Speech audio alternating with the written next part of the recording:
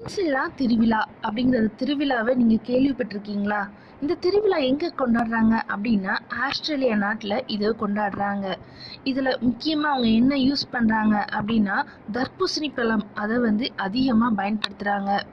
So இந்த திருவிழாவை கொண்டாடுறதுக்குனே அவங்க நிறைய தர்பூசணி பழங்களை ஒவ்வொரு சாலையிலையும் நல்லா குவிச்சு குவிச்சு வைக்கிறாங்க. ஸோ அதுக்கப்புறம் என்ன பண்ணுவாங்க அப்படின்னா இந்த தர்பூசணி பழங்களுக்கு மேலே நல்லா ஏறி குதிச்சு நல்லா சறுக்கி ஒரு விளையாட்டு விளையாடுறாங்க.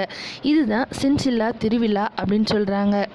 ஆக்சுவலாக இந்த சின்சில்லா அப்படிங்கிறது ஆஸ்திரேலியாவில் உள்ள ஒரு நகரத்தோட பேர் தான் சின்சில்லா. இந்த நகரத்தை மெலன் கேபிட்டல் அப்படின்னு சொல்கிறாங்க. இங்கே தான் இந்த திருவிழா நடைபெறுது. 2 வருஷத்துக்கு ஒரு முறை இந்த திருவிழாவை நடத்துகிறாங்க. அதுவும் மெயினாக February மாதத்தில் தான் இந்த திருவிழா நடைபெறுது. இந்த திருவிழாவில் தான் தர்பூசணி சறுக்கு போட்டி அப்படின்னு சொல்லி தர்பூசணியை வச்சு அப்படி சறுக்கி விளையாடுற ஒரு விளையாட்டு நடைபெறுது. ஸோ இதில் பங்கேற்கிறதுக்குனே உலகத்தில் பல நாடுகளில் இருந்தும் நிறைய பேர் இதில் பார்ட்டிசிபேட் பண்ணுறாங்க.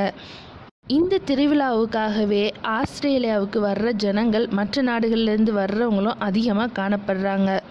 மற்ற நாடுகளில் காணப்படுகிற திருவிழாக்களை நாமளும் அறிந்து கொள்வோம்.